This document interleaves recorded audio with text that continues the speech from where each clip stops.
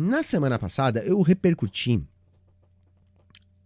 o contra-ataque do lavajatismo. Então, o juiz Apio, que assumiu a vara da Polícia Federal de Curitiba, envolvendo a Polícia da Justiça Federal de Curitiba, ou seja, abarcando ali a Lava Jato, estava entornando o caldo para cima do ex-juiz Sérgio Moro e do ex-procurador Deltan Dallagnol. Então estava dando seguimento a muitas das denúncias, né, de abusos da Lava Jato. Dentre elas, as denúncias e as eventuais provas a serem apresentadas por Rodrigo Tacla Duran, que estava para voltar, trazer tais provas, ele que tinha ido para a Espanha para fugir de um mandado de prisão expedido pelo então juiz Sérgio Moro.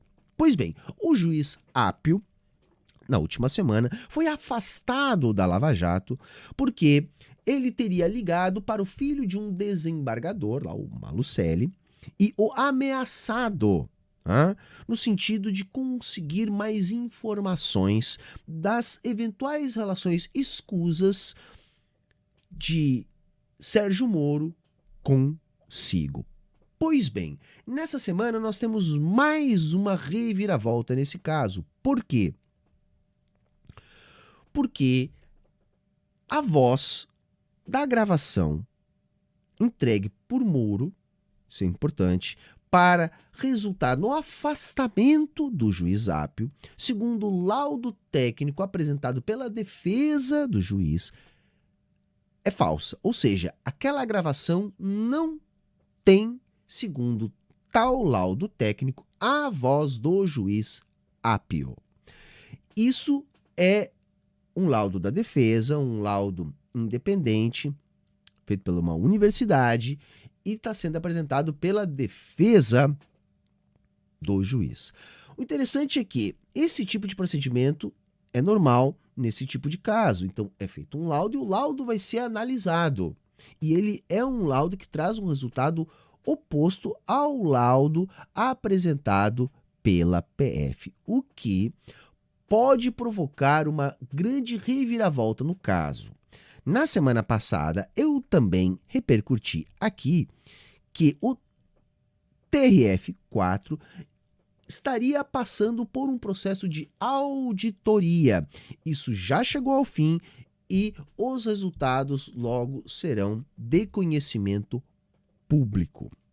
Acontece que nós tivemos nessa semana também novos áudios remexidos da Operação Spoofing, lá da antiga Vaza Jato, mostrando que houve troca de mensagens comprometedoras que corroboram a versão do delator Tony Garcia, que eu apresentei aqui na semana passada, que disse que Sérgio Moro chantageou procuradores depois de uma festa da cueca com prostitutas em Curitiba.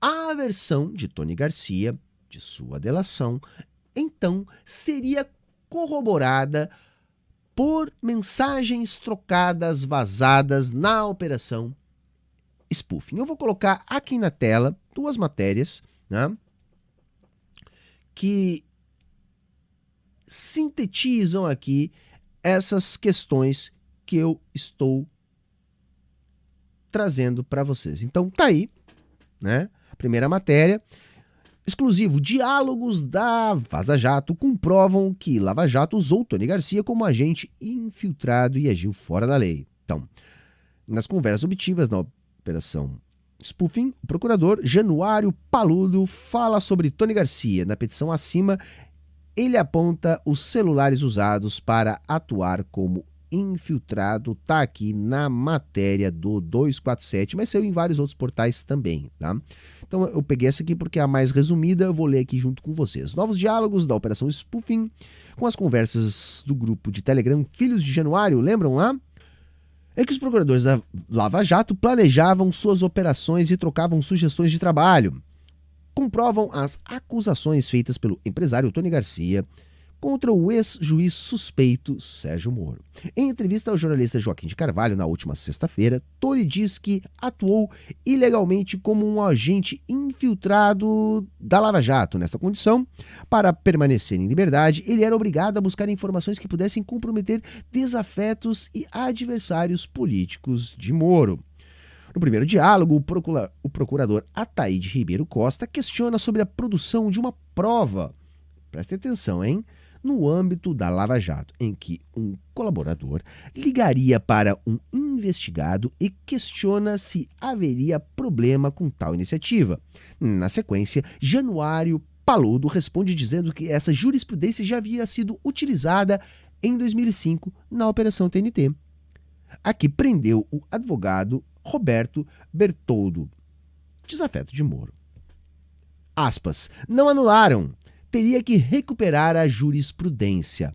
Fecha aspas, diz Paludo. Entretanto, mesmo sem ter sido anulada, a prova era ilegal, uma vez que não havia, na lei brasileira, previsão legal para a atuação de agentes infiltrados, como era o caso de Tony Garcia. Então, aqui nessa matéria, eles trazem o diálogo, né? Vazado. Então, tá aqui o horário, Ataíde diz, é isso? O colaborador vai ligar para o investigado e perguntar sobre os documentos que seriam produzidos para lastrear contrato fictício. A gravação da ligação seria autorizada judicialmente e operada na sede da PF. Seria flagrante, preparado, esperado? Teríamos problemas com esta prova? Ele questiona. Aí vem a resposta, né, do Paulo, na PF. E logo em seguida, um ok. Então, Januário depois fala. 2005, fizemos várias escutas ambientais a partir do escritório do colaborador. No caso aqui, a Operação TNT, que eu falei antes para vocês. O colaborador marcava a reunião e a conversa fluía sem provocação direta. Não anularam. Teria que recuperar a jurisprudência. O colaborador era o Tony Garcia. Ataíde fala, excelente, a medida já foi deferida. Você mostrou para o russo, para quem não lembra, gente, era o Moro. Você mostrou para o russo a documentação da Deutsche Brass? Segue ali a interrogação. E aqui nós temos mais um documento da Advocacia Figueiredo Basto, né, que mostra a aquisição dos celulares e tudo mais, conforme a matéria. Né? Outra questão que também surgiu nessa semana foi algo que nós já vínhamos dizendo há um bom tempo. Então, um novo diálogo da Vaza Jato deixa claro que ordem para que procuradores quebrassem a Odebrecht partiu dos americanos. A gente, na semana passada, teve ainda o próprio Deltan Dallagnol deixando escapar isso nas entrelinhas na sua entrevista lá no Vilela. Eu tenho um vídeo já falando isso aqui, gente, lá de 2015. Eu já estava dizendo isso aqui no canal. Tá? Então não é agora que é modinha que eu estou dizendo isso, não. Eu estou só repercutindo uma vez mais, agora que temos cada vez mais provas nesse sentido. Mas vamos ler aqui também, a matéria é breve. Então, numa dessas passagens, o procurador Roberto Pozzobon afirma que seria necessário aguardar orientação estadunidense. Com a divulgação dos diálogos obtidos na Operação Spoofing, os mesmos usados na Vaza Jato, fica claro que os procuradores de Curitiba cumpriam ordens dos Estados Unidos para atacar as maiores empresas brasileiras de engenharia, em especial a Odebrecht, que, no seu auge, chegou a empregar mais de 200 mil trabalhadores brasileiros, muitos deles altamente qualificados como engenheiros e técnicos em diversas áreas de ponta. Quando os procuradores falaram em quebrar a Odebrecht e ferrar o advogado Rodrigo Tecla Duran, que eu falei há pouco tempo para vocês, o também procurador Robertson Pozzobon afirma categoricamente que a Lava Jato aguardaria a posição dos americanos antes de tomar os próximos passos quanto ao advogado. De acordo com o estudo de EESE, a Lava Jato, comandada pelo ex-juiz Sérgio Moro e pelo ex-deputado Deltan Dallagnol, destruiu mais de 4,4 milhões de empregos. Né? Acho que não há necessidade de eu continuar lendo aqui para não ficar muito maçante, mas basicamente é isso, gente. Nós temos mais provas dessas ligações. Então, assim, é assim que os Estados Unidos operam. Então, fala do Trump, né?